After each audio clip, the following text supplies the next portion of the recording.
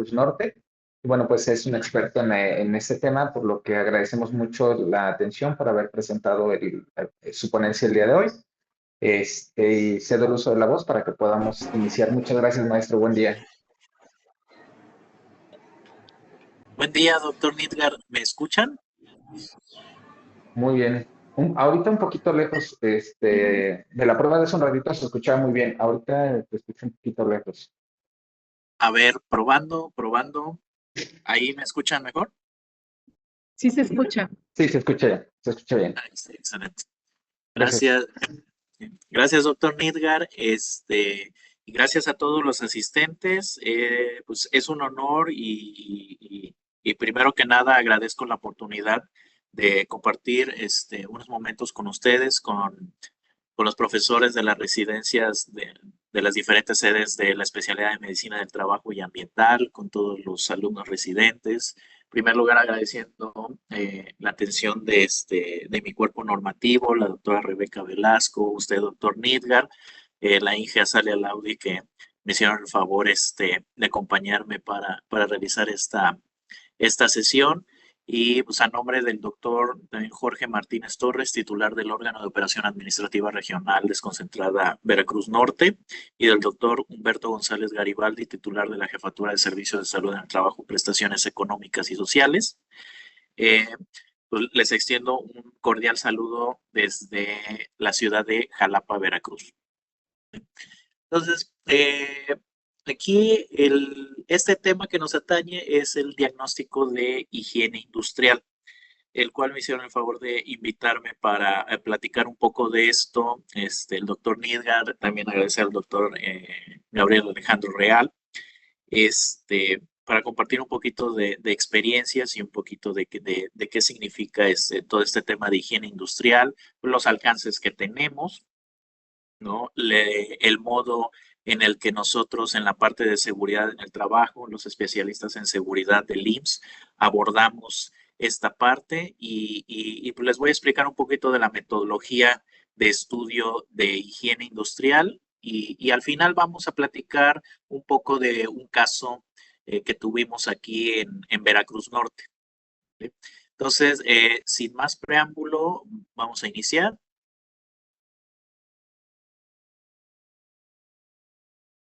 Ok, primero que nada quisiera platicar sobre una diferencia metodológica en el abordaje de la seguridad y la higiene ocupacional. Ambas palabras siempre van muy unidas, es una ciencia que es muy compartida entre ambos términos, mas sin embargo, eh, ambos términos tienen una diferencia metodológica y una diferencia de estudio, ¿no? Que a veces un poquito nos confundimos a la hora de que estudiamos seguridad e higiene. Primero que nada, seguridad se encarga, ustedes ya bien saben, de la parte de la prevención de los accidentes de trabajo. Pero ¿cuáles son las características inherentes a este estudio? Pues es que el estudio de la seguridad en el trabajo abarca la prevención de sucesos que tienen una carga energética mayor, que por lo regular son sucesos súbitos, son sucesos que no están contemplados dentro del diagrama de proceso, no es algo común, es algo que pasa, digamos que por un error. En ingeniería industrial, nosotros los podemos tomar como una falla en la calidad de nuestro proceso.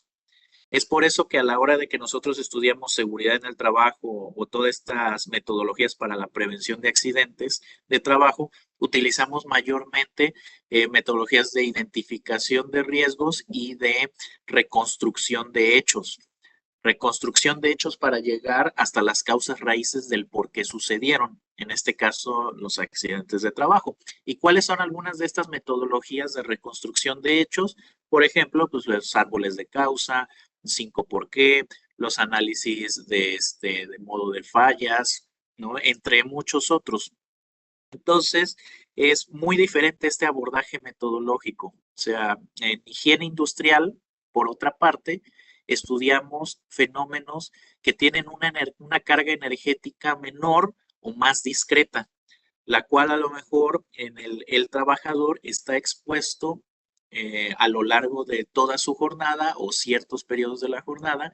Muy probablemente esta exposición ya está contemplada dentro del diagrama del proceso, ya es algo inherente a el proceso productivo y pues para estudiarla, para estudiar esta exposición tenemos que hacer uso de diferentes métodos cualitativos y cuantitativos, o sea, métodos que nos ayuden a determinar la presencia o no de alguna energía que se encuentre en el medio ambiente y cuantificarla. ¿Qué tanto esa energía está en el medio ambiente y qué tanto esa energía está en contacto con el trabajador? ¿Qué tanto de esa energía también está absorbiendo el trabajador?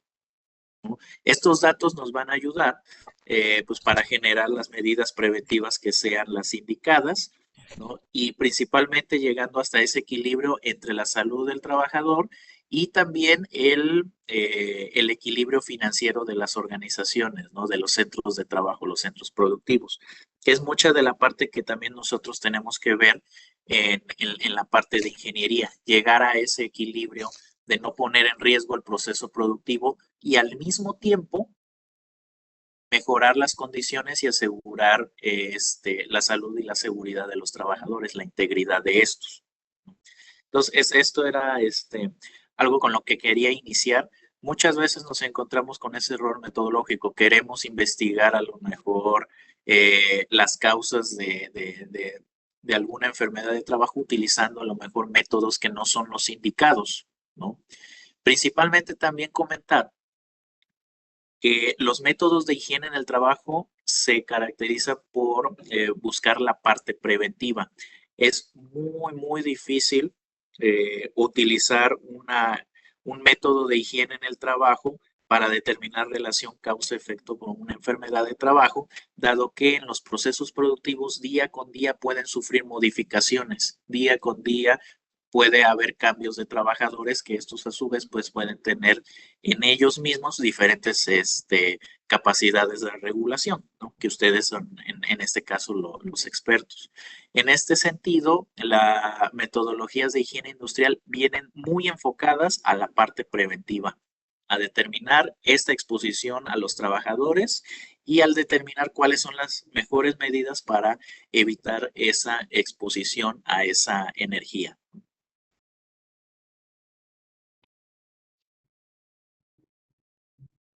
Ahora, no me voy a detener mucho en esto. Digamos, el término higiene industrial ya es un término bastante añejo, que tiene básicamente que ver con esta parte del reconocimiento, evaluación y control de factores ambientales y o tensiones emanados o provocados por el lugar de trabajo. O sea, viene a estudiar pues, toda esta interacción entre el medio ambiente y el trabajador y el cómo puede ser un factor de riesgo para ocasionar enfermedades.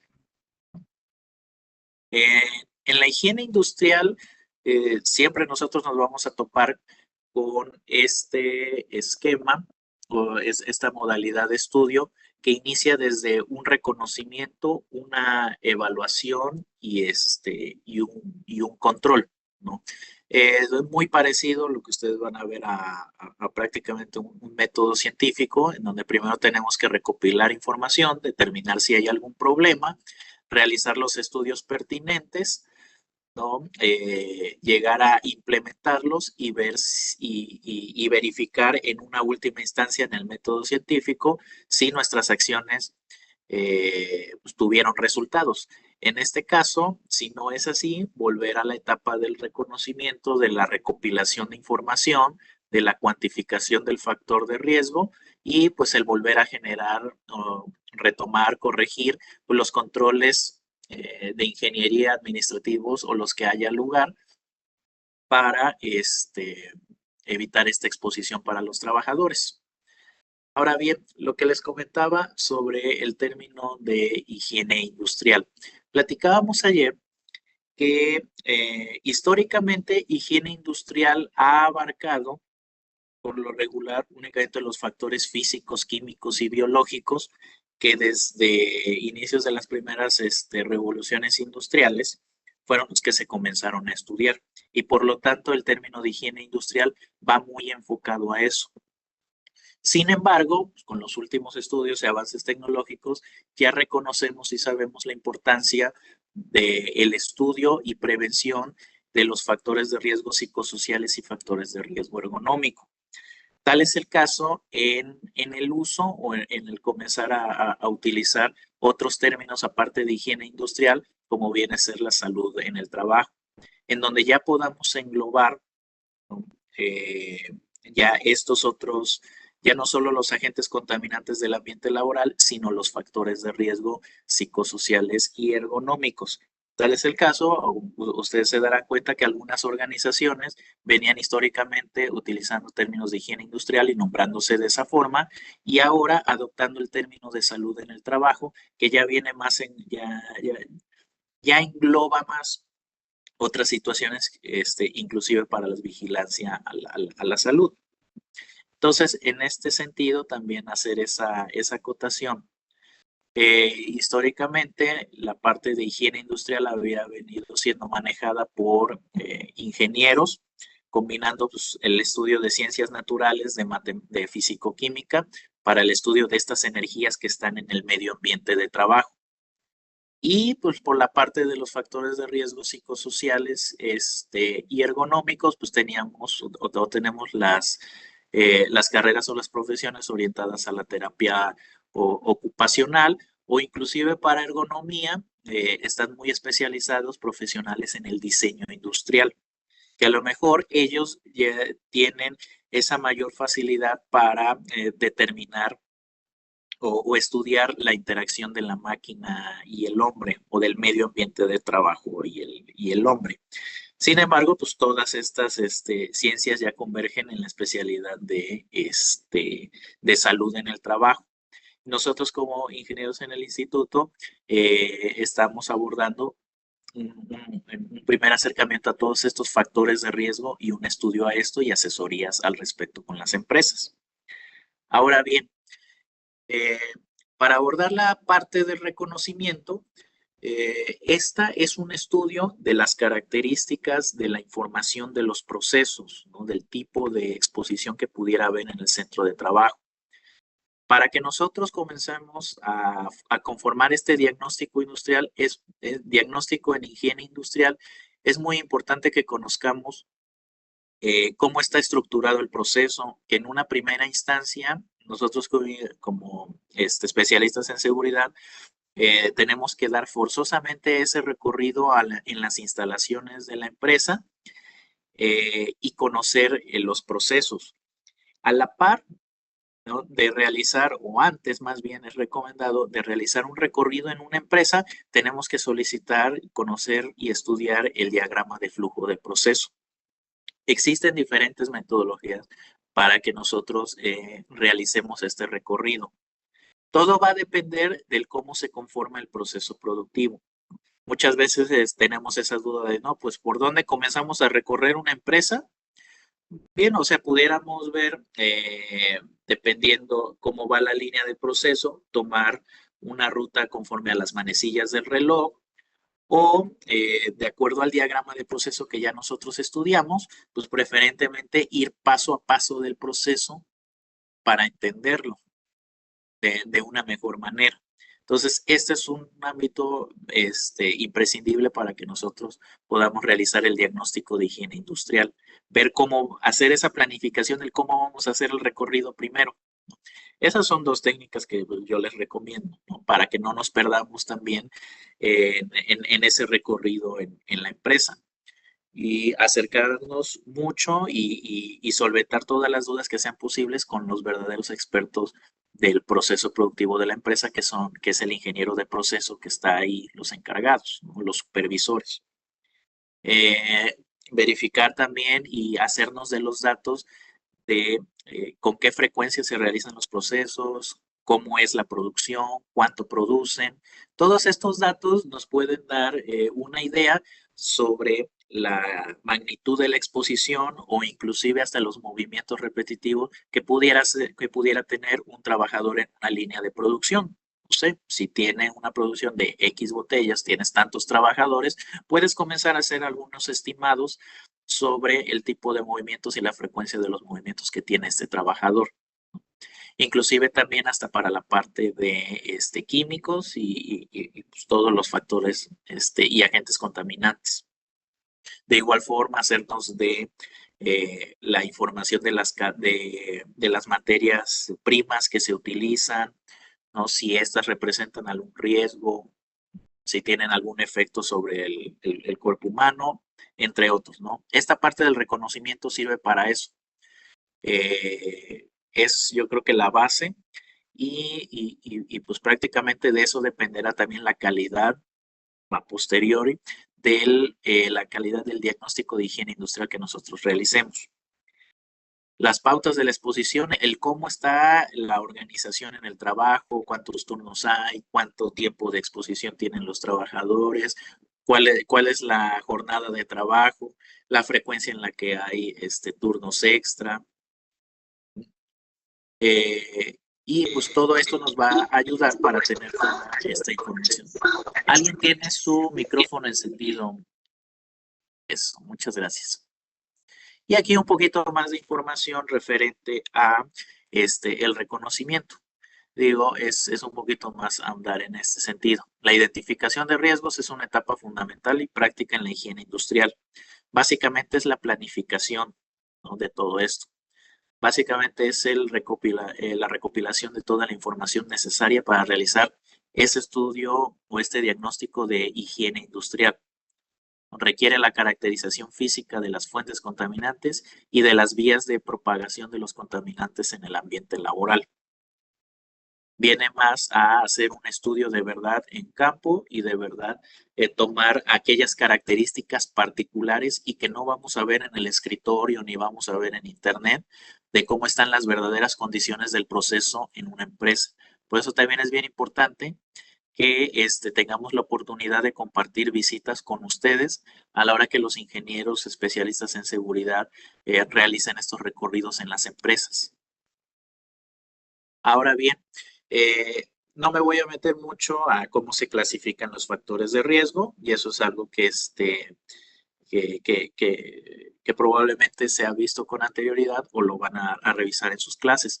Pero sí insistí un poquito en mostrarles un pequeño resumen para cada agente contaminante y factor de riesgo, pues cuáles son las normas que lo estudian y algunos criterios para que nosotros sepamos identificarlo y, y cómo es el que se evalúa, ¿no? ¿Cuáles son las condiciones que debe de haber para que nosotros evaluemos? Por ejemplo, el agente contaminante ruido físico lo estudia la norma 11 y en términos generales, pues, ¿cómo lo pudiéramos detectar, ¿no? ¿Cómo pudiéramos decir, pues aquí en esta empresa hay ruido? Pudiera ser bastante evidente, pero a veces nos podemos dar un par de sorpresas en nosotros creer que no está presente ese factor de riesgo o no representa algún riesgo, cuando la realidad es que sí existen niveles importantes y que la bibliografía también ha cambiado mucho, ¿no? Por ejemplo, aquí en la norma 11 fue publicada en el 2001, pero desde el 2001 ya ha habido mucho avance en el tema de la investigación del ruido.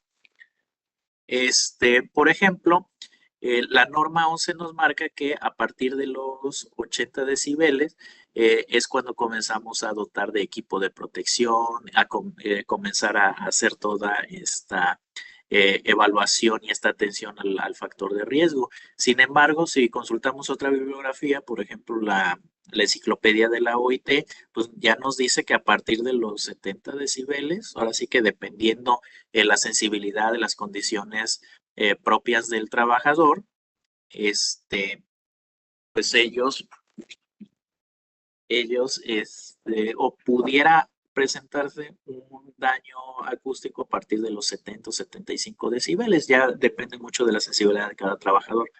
Esta es otra de las situaciones, ¿no? Las normas o los límites de las normas no son un límite absoluto entre la salud y la enfermedad, ¿no? Únicamente es un estudio estadístico en donde por un grupo de expertos se determina que para la mayor cantidad de la población pudiera no existir algún daño o el daño es menor o tal que lo compensan los mecanismos de regulación del cuerpo. Pero bueno, me estoy distrayendo un poquito. Hablábamos de la norma 11, como algunos tips para detectar ruido. Pues básicamente si nosotros realizamos un recorrido y comenzamos a tener dificultad para entablar comunicación hablada, escuchar a nuestro interlocutor, muy probablemente vamos a tener niveles de ruido importantes que ameriten una intervención higiénica.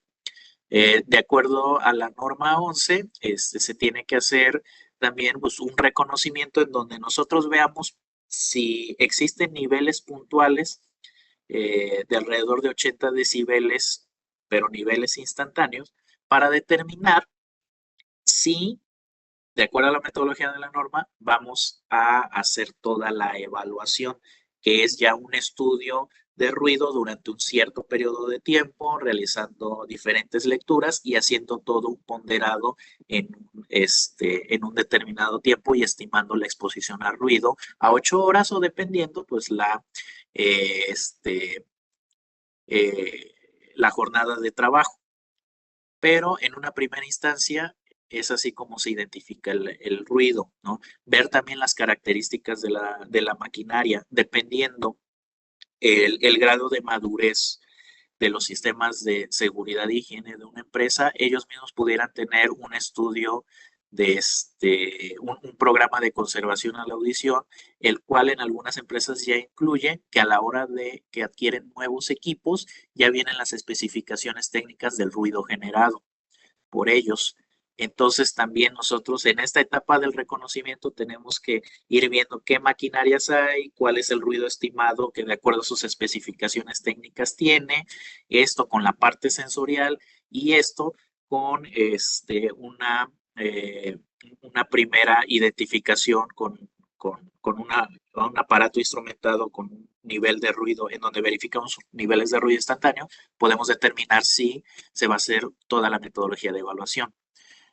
También para la norma 25, en el caso de iluminación, que es prácticamente pues, una norma necesaria para todos los centros de trabajo, se debe de realizar, pues una primera identificación en donde nosotros podríamos darnos cuenta que existen niveles de iluminación deficiente, pues es en la incidencia de quejas, de comentarios, dolores o inclusive hasta de cierta sintomatología entre los trabajadores que pudieran darnos un primer pulso de si existe o no iluminación deficiente.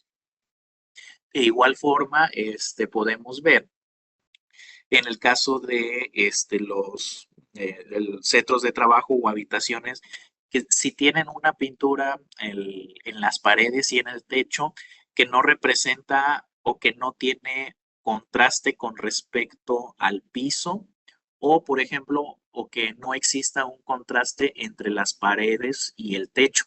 Eso nos pudiera dar un primer indicativo que pudieran existir niveles altos de reflexión, que también es otras de las características de iluminación que maneja la norma.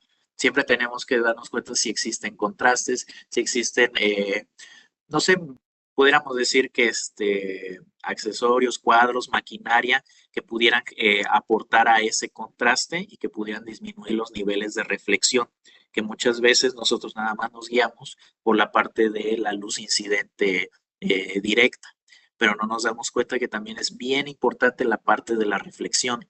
Eso también tenemos que tener un ojo muy avispado durante nuestra etapa de reconocimiento. La norma 15 también que nos habla acerca de las temperaturas elevadas abatidas, pues tiene sus diferentes criterios para identificación, ¿no? Como les decía, se debe de hacer el recorrido, notar si tenemos o hacer esta identificación organoléptica sensorial. También tenemos o existen pautas en la norma sobre las condiciones climatológicas. Por ahí hay una limitación de la norma para el caso de aquellas zonas en donde las condiciones per se sí son de temperaturas extremas, tal que por las mismas condiciones ya pueden generar ese cambio de temperatura de 1 grado centígrado a los trabajadores, ¿no?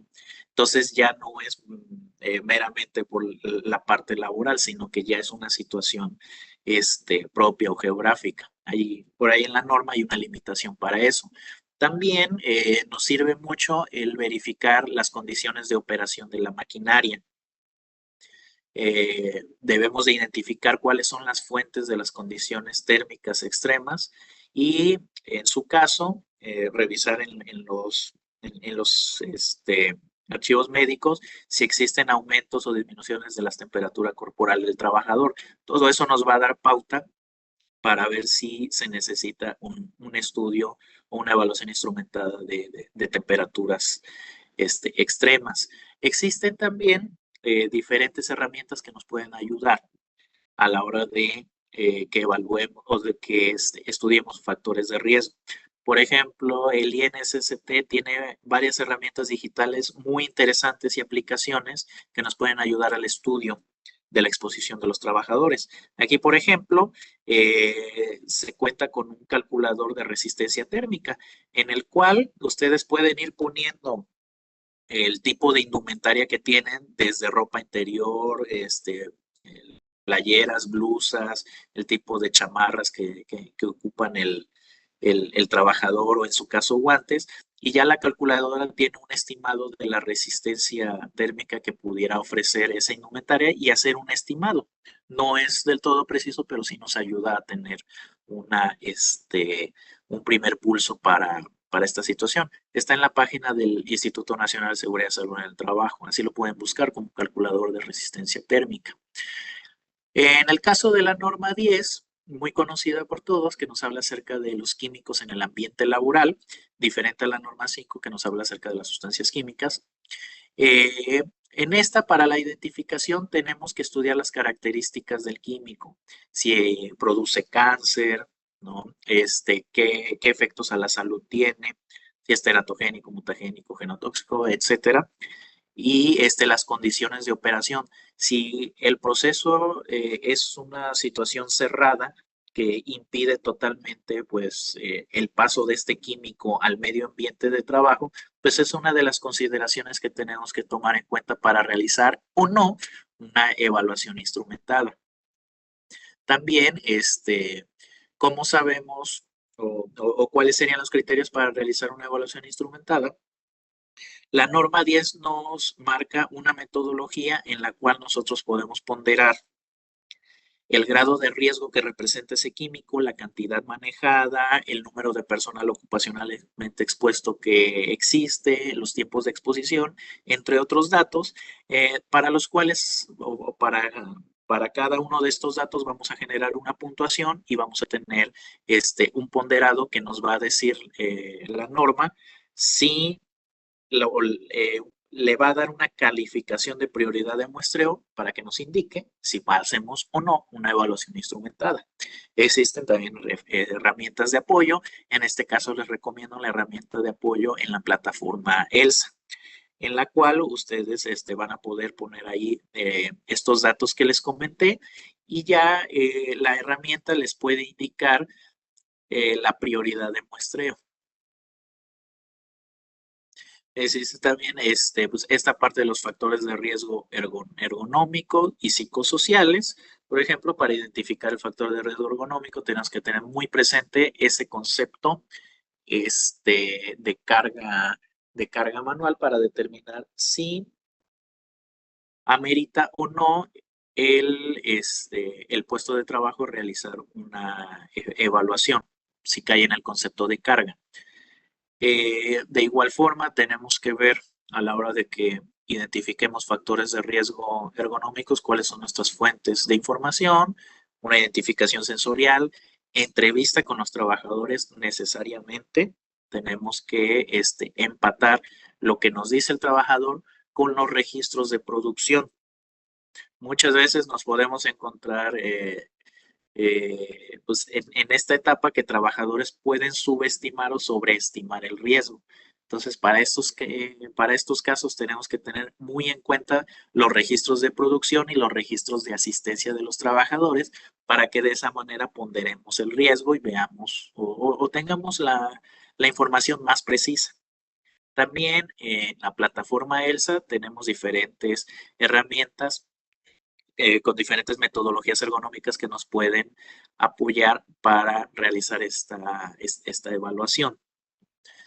Por ponerles un ejemplo, hay una herramienta para ocupar la guía técnica del Instituto Nacional de Seguridad y Salud del Trabajo de España, el método o la ecuación de NIOSH, entre otros. El agente, factores psicosociales, pues para su identificación y su evaluación, pues prácticamente va a depender del número de trabajadores.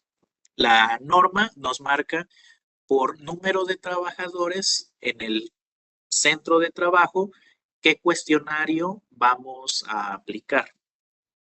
Dependiendo si tiene más de 15 trabajadores, etcétera, o hasta 50 o más, ahí lo podemos consultar en la norma. Va a ser dependiendo del número de trabajadores y pues cómo es la evaluación, ¿no?, de este factor de riesgo o lo actual que tenemos en esta norma 35, pues básicamente es en la suma de puntajes que de acuerdo a las respuestas que hayan dado los trabajadores en los diferentes cuestionarios, pues nos va a arrojar una calificación en los diferentes dominios y categorías de los cuales se compone el instrumento, los instrumentos de la norma 35, ¿no? Les recomiendo también que nos metamos a estudiar otros instrumentos o digamos, o por ponerlo en palabras sencillas, otros cuestionarios para la medición de factores de riesgo psicosociales que hay en otros países.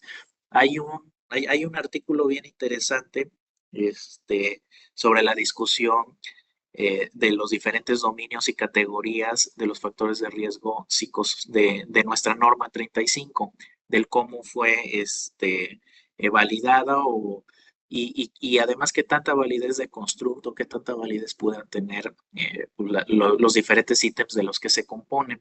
Es un artículo bien interesante, me gustaría compartírselos después, si me permite, aquí el doctor Nidgard.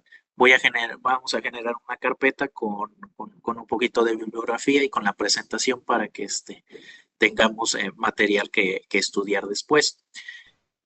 Herramientas disponibles, pues básicamente en las guías de referencia de la NOM, o sea, en otras palabras, los instrumentos que maneja la norma 35, las herramientas también ELSA, en donde pues nosotros podemos compilar la información o las calificaciones y pues nos ofrece en automático un análisis con gráficos de estos diferentes dominios y categorías de los que se componen los factores psicosociales estudiados en la norma 35. La parte de vibraciones, pues también es un agente contaminante muy característico. ¿Cómo podemos identificarlo? De igual forma, con un recorrido sensorial, tenemos que ver las especificaciones técnicas de los equipos, la frecuencia a la que trabajan, la frecuencia a la que operan, y eso nos va a ayudar para determinar si es necesaria realizar la evaluación instrumentada. También de igual forma, en esta identificación sensorial, tenemos que ver o identificar qué parte del cuerpo o partes del cuerpo del trabajador son las que están recibiendo directamente esta vibración o por las cuales está entrando la vibración al cuerpo del trabajador, porque dependiendo la parte o el segmento corporal en contacto con vibraciones es la metodología de estudio y el equipo o evaluación instrumentada que se va a tomar en cuenta para este estudio, que la norma lo divide en dos grandes rubros, en la parte de las vibraciones en las manos y las partes de vibraciones en cuerpo entero. Ahora bien, si no contamos con un equipo para la medición de la aceleración y la vibración, existen también herramientas para estimar en la exposición de vibración a los trabajadores. En este caso también les recomiendo la base de datos del INSST, que se llama Base Vibra, en la cual también nosotros podemos buscar incluso por tipo de equipo, por modelo, por marca, un estimado de la vibración y de la aceleración de vibración que el equipo pueda generar, ya sea para el cuerpo entero o para las manos. En ese caso también les recomiendo consulten la herramienta, está en esa página, es de uso libre, se llama Base Vibra y pues es bastante útil en caso de que no tengamos a la mano pues podamos realizar una evaluación instrumentada, ¿no? Y pues, la parte de radiaciones ionizantes, todo un tema también muy normado y bastante importante, pues para las cuales únicamente con contar con la presencia de una fuente que genere radiaciones ionizantes que sean cuantificables. En este caso, pues nosotros en el instituto tenemos eh, los equipos médicos que generan esta situación y pues esto va a meritar sí tener un estudio por un tercero acreditado, todo un estudio de blindajes. Yo lo que les recomendaría sería cuando realicemos una primera identificación, enfocarnos en estos documentos, en el estudio de blindajes que pueda tener el centro de trabajo o el lugar en donde se encuentre el equipo que emita radiaciones ionizantes. Eso nos va a dar un primer pulso para su estudio. De igual forma, parte de lo que tenemos que estudiar bastante pues es esta situación del control de la dosimetría que pudieran tener o que deben de tener los trabajadores o el POE para este factor de riesgo. Ahora bien, otra de las situaciones que yo les quería exponer era la parte de diagramar o la importancia de diagramar los procesos. Existen diferentes metodologías para combinar un diagrama de proceso con la identificación de los factores de riesgo. No me voy a detener mucho en explicar este diagrama en específico, pero esto es un ejemplo de. También ustedes pueden utilizar diferentes metodologías, por ejemplo, el mapa de cadena de valor, que dentro del proceso productivo de la empresa ilustra cuáles son las partes del proceso en donde existe más valor financiero, en donde hay o el número de digamos, de piezas que se producen en cada etapa del proceso, el tiempo que toma esa etapa del proceso, y eso nos va a ayudar a identificar cuáles etapas de los procesos productivos son aquellas que tienen mayor relevancia financiera o de equilibrio financiero para la empresa. Esto conjuntado a la identificación de los riesgos y la priorización de los riesgos y, para el cuidado de la salud del trabajador, ¿no? O sea, en este mapa de cadena de valor, si nosotros vamos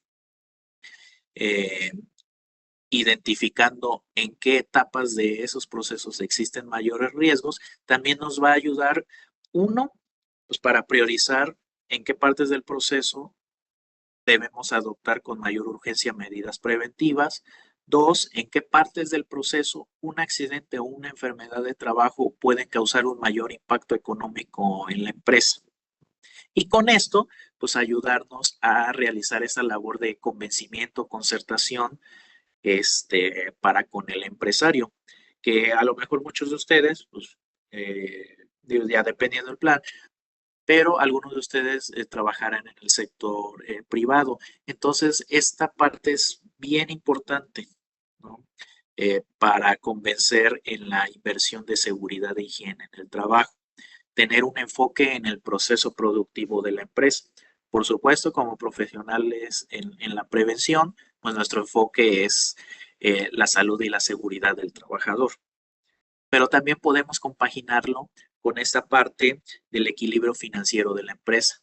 Determinar cuáles son esos puntos críticos en el proceso productivo que pudieran que si existiera un error de calidad o un error en seguridad de higiene, pudieran repercutir con mayor relevancia en la empresa. Entonces, les sugiero también revisar estas metodologías de mapeo de proceso y se pueden combinar con la identificación de factores o agentes contaminantes del ambiente laboral.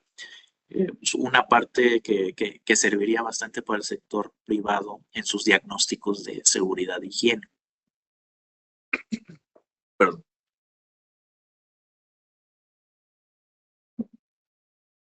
Ahora bien, entramos a la recta final, que es la etapa de evaluación. Para cada factor de riesgo, pues representa un cierto tipo de energía que se puede cuantificar,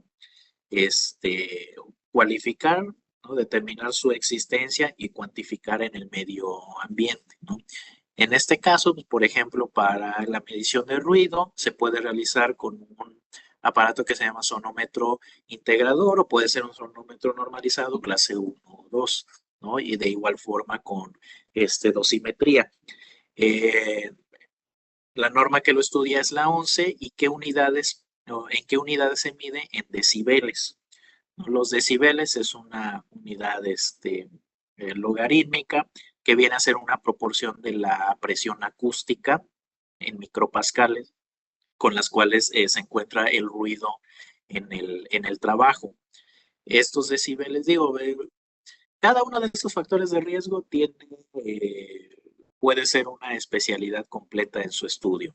No nos vamos a detener mucho, pero sí es necesario que tengamos en cuenta que a la hora de su identificación y a la hora de que debamos desarrollar controles, pues tenemos que tener en cuenta cómo se comporta en el medio ambiente este factor de riesgo.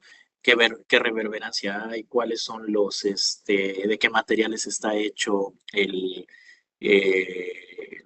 ambiente de trabajo, los pisos, las paredes que puedan exacerbar este factor de riesgo, el cómo se estudian decibeles en A, que es una red de ponderación la más similar al oído humano. Y bueno, pudiéramos platicar acerca de ruido un poquito de tiempo, no me voy a detener mucho en eso. El criterio de evaluación es verificar si instantáneamente existen 80 decibeles o más y si es el caso, debemos de realizar un estudio de ruido en el trabajo para determinar el nivel de exposición a ruido y en su caso también hacer un análisis por bandas de octava, que ya básicamente estos estudios especializados es el tomar en cuenta un ponderado en el tiempo. Recordemos que el ruido no se mide de forma instantánea, un aplauso o un golpe, pues su intensidad de ruido va a depender de la perspectiva, de la ubicación del observador, ¿no? Y de la duración de este. Entonces, el ruido se estudia con un ponderado a través del tiempo de esta energía, con diferentes lecturas. Bien. Luxómetro, en la parte de iluminación se mide con un equipo que se llama luxómetro.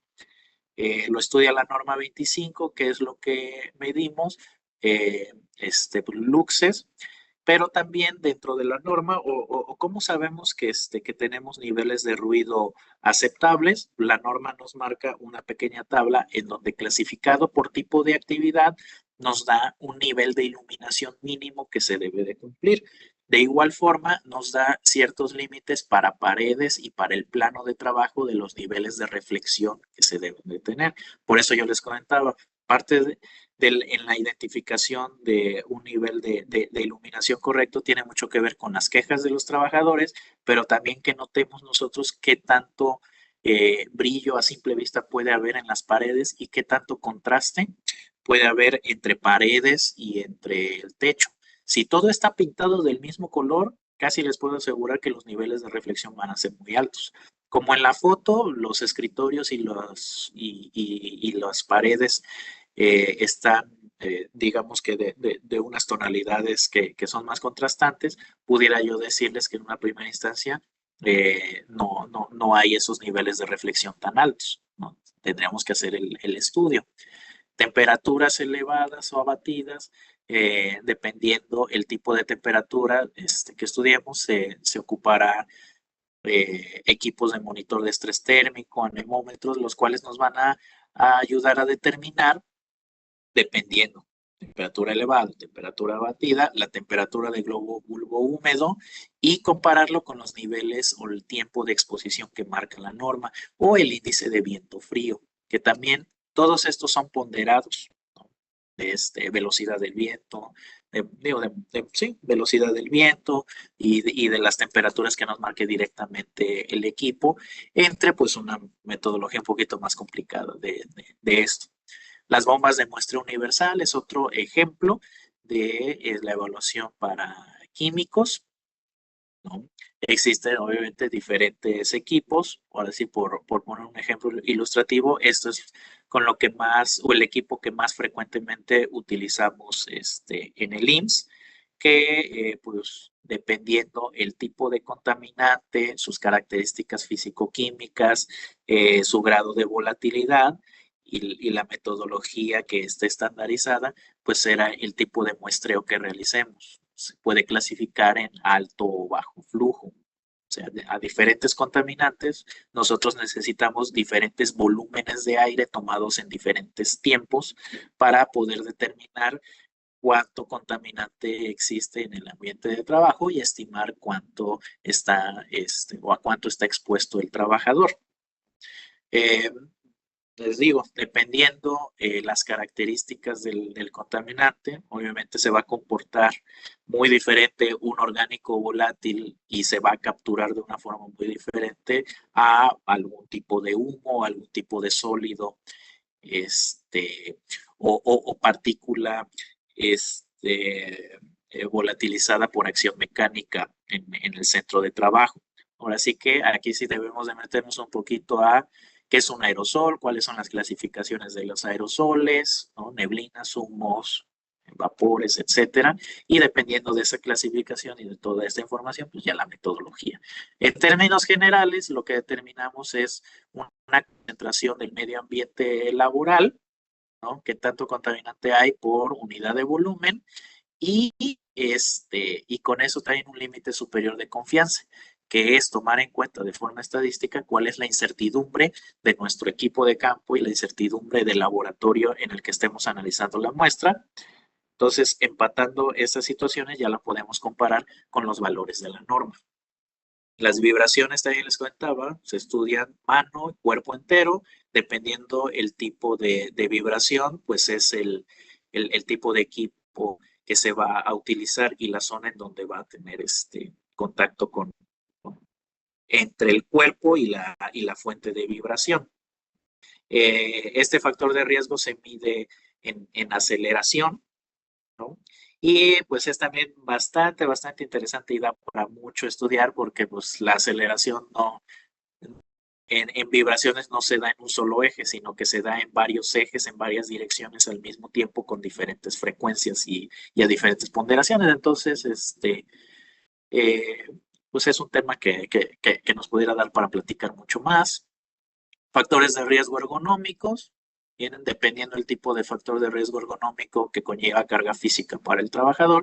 Existen diferentes metodologías, manejo manual de cargas, lo podemos estudiar con la norma 36 actualmente publicada, con diferentes metodologías como ecuación de Nagios, la guía técnica y pues, cuáles son los datos que debemos o que son de mayor relevancia para el estudio de este factor de riesgo, pues es el peso de la carga, a qué altura se levanta, cuál es la distancia en la cual se transporta, cuál es la frecuencia, e inclusive también en nuestro reconocimiento tenemos que ver la forma,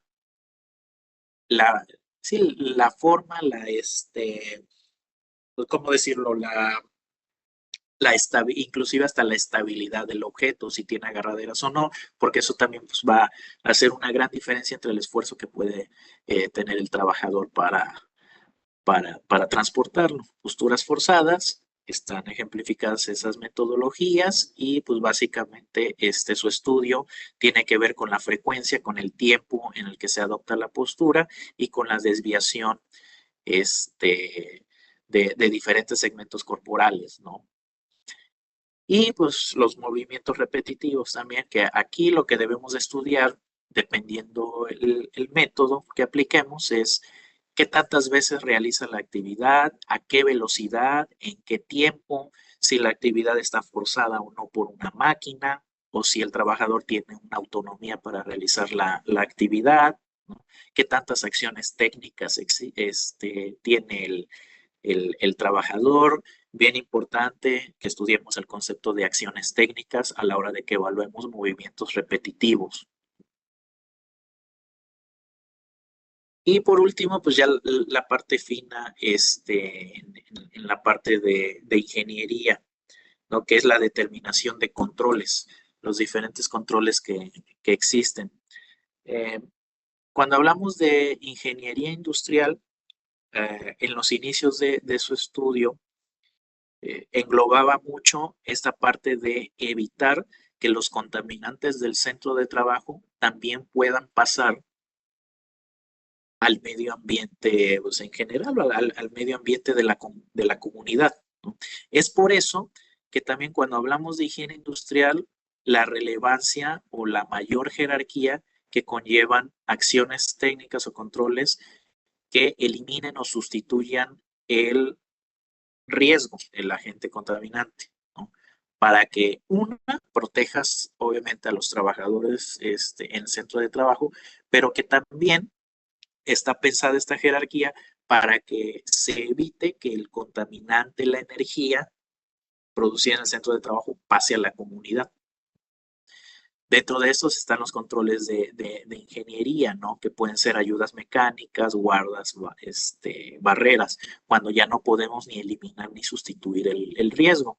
Y en una mayor o en una más bien menor jerarquía están los controles administrativos y el uso de equipo de protección personal, que básicamente se refiere a el cambio en las metodologías del trabajo, el cambio en los tiempos de exposición y pues el poner una última barrera en una indumentaria para el trabajador que evite o aminore, ¿no? La exposición al factor de riesgo.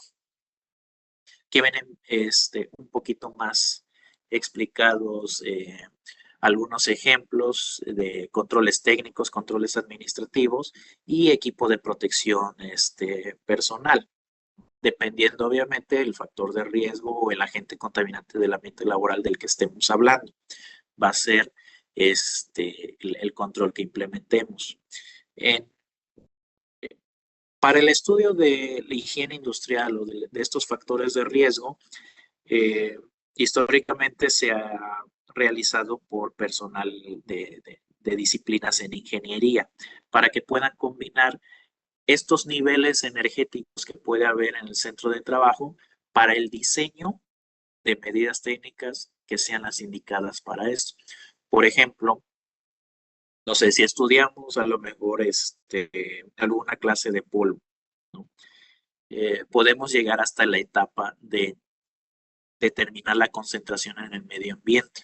Pero nosotros como expertos en ingeniería debemos de ir más allá y de desarrollar controles técnicos que de verdad sean los indicados. ¿Cómo? Pues estudiando ese factor de riesgo. ¿Cómo? Por ejemplo, estudiar qué tipo de polvo es, cuál es su estructura geométrica, cuál es su estructura física, para que nosotros podamos inclusive llegar al nivel de calcular en qué tiempo va a alcanzar el suelo, dependiendo obviamente los factores de turbulencia de aire, el movimiento de aire, el peso, la densidad del objeto, para ver qué tanto contaminante y cuánto va a tardar en caer en el suelo, y eso nos puede ayudar con un balance de materia para determinar también cuál es el grado de o potencia de ventilación que se necesita, qué tanto intercambio de aire, a qué tanto eh,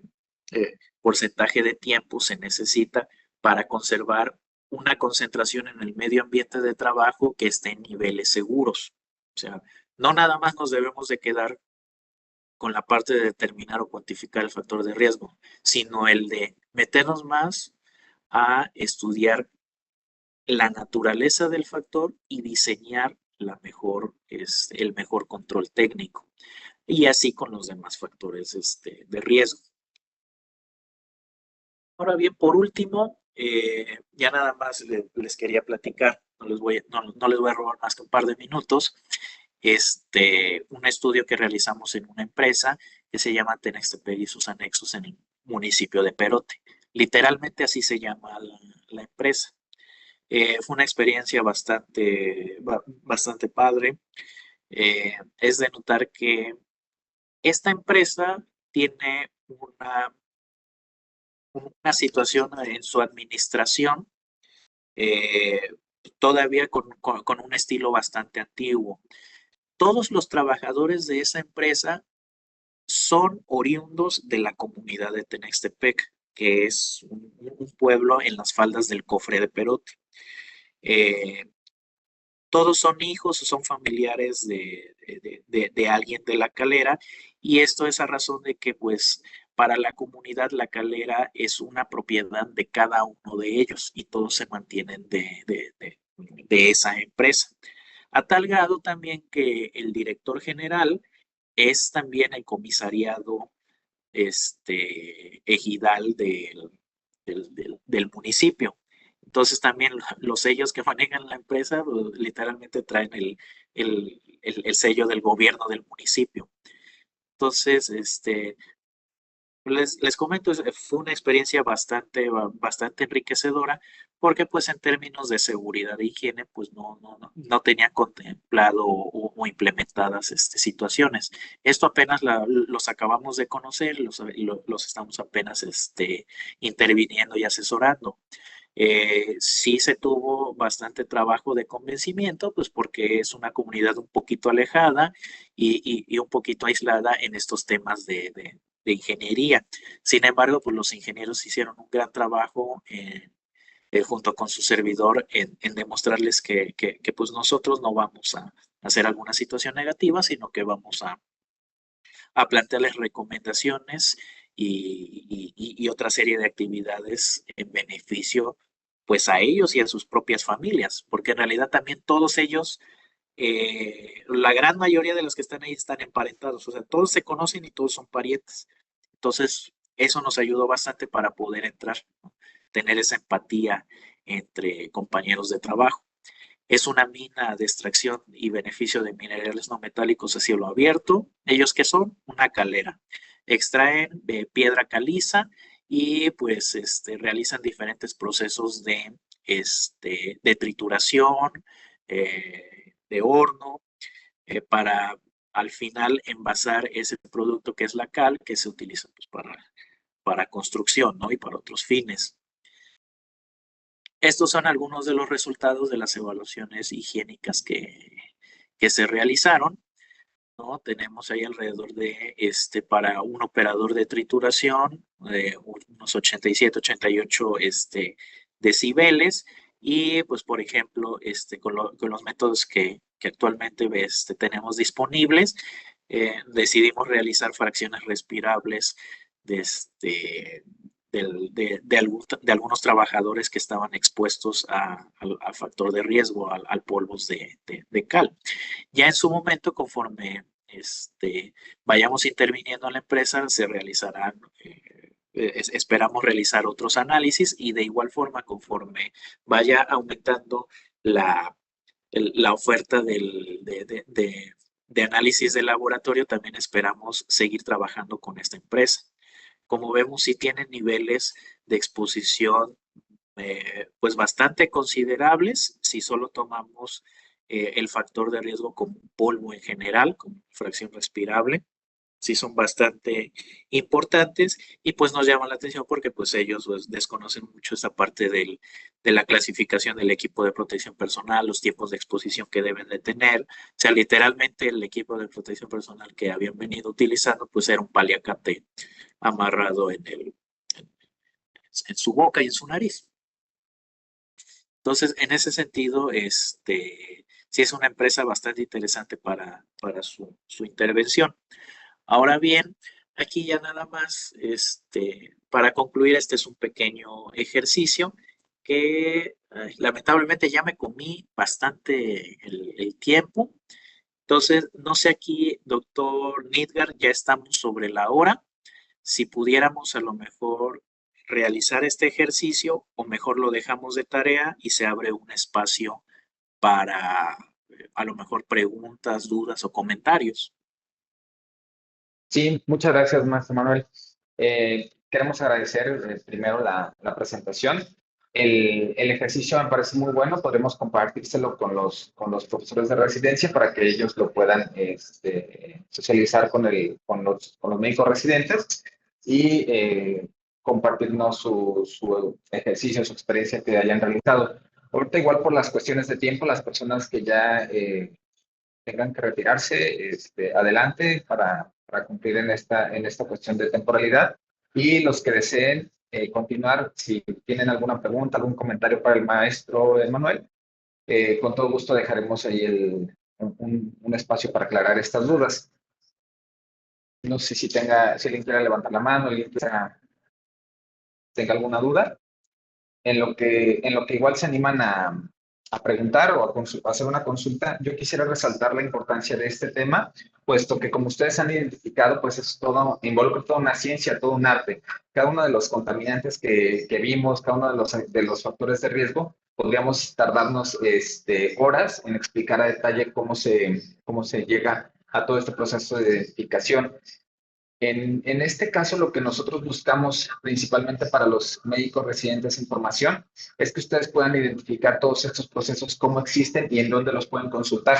Una cosa muy importante que quisiera resaltar que bien nos mencionó el maestro Manuel es que las normas en efecto no son limitativas. Si bien son la parte legal, la parte normativa que tenemos, nosotros tenemos que guiarnos también por el, las investigaciones que ya se hayan actualizado, la investigación o la normativa internacional, porque nosotros lo que buscamos directamente es nosotros como médicos, especialistas en medicina del trabajo y ambiental, nosotros lo que buscamos es disminuir los factores de riesgo que puedan generar daños a la salud de las y los trabajadores. Entonces, esa es la base. Si bien tenemos la base normativa, esta no nos limita. Nosotros podemos complementarla con información de bibliografía internacional, de normativas internacionales que nos brinden y nos orienten hacia seguir estos procesos. Por supuesto, pues que estas regularmente entran incluso más abajo de lo que pudiera encontrarse muchas veces en la norma, como el ejemplo que les mencionó durante la sesión. Otra cosa muy importante también es que lo que queremos es que ustedes identifiquen que en cada uno de estos agentes y cada uno de estos factores de riesgo se cuentan con herramientas que les van a ayudar a hacer toda esta identificación. La base del diagnóstico de higiene, doctoras, doctores, es que ustedes identifiquen los factores de riesgo que pueden generar o afectar a la salud para que ustedes implementen medidas que disminuyan, mitiguen o eliminen todos estos factores. Esa es nuestra base.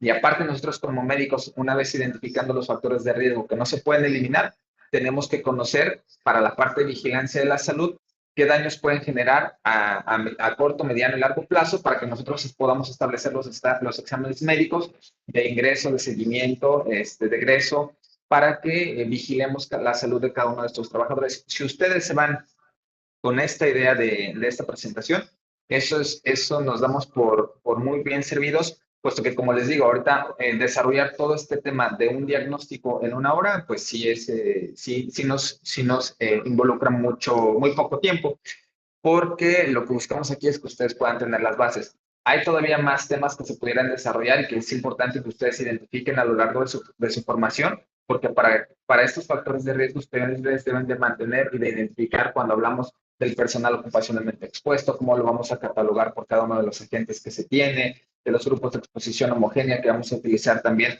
para hacer todos los procesos de evaluación, para hacer los procesos de recomendaciones, cuándo se tienen que actualizar los diagnósticos. Esto es muy importante que ustedes lo tengan muy presente porque va a ser el actuar como expertos en el día a día de sus procesos.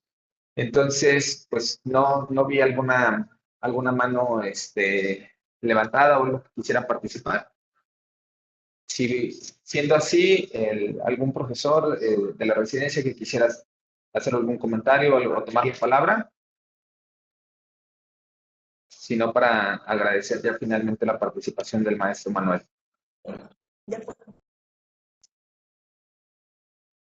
Sí, buenos días. Adelante, ¿qué tal? Buenos días. Buen día, doctor Nidal. Pues agradeciéndole al ingeniero Manuel, que afortunadamente lo tenemos como profesor adjunto de la residencia aquí en Jalapa, pues es un tema pues, bastante importante y fundamental para los médicos residentes. Ahora que acuden a las visitas a empresa, pues les encargamos en cada visita que hagan un reporte y pues una especie de diagnóstico para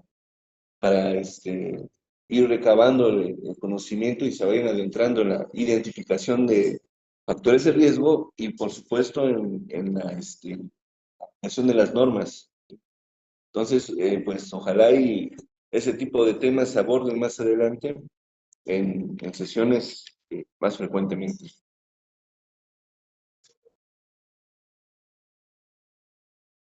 Sí, claro, muchas gracias. Sabemos que es un tema muy relevante y de gran importancia para nosotros como médicos en especialistas en medicina del trabajo y ambiental y sobre todo para la etapa de formación.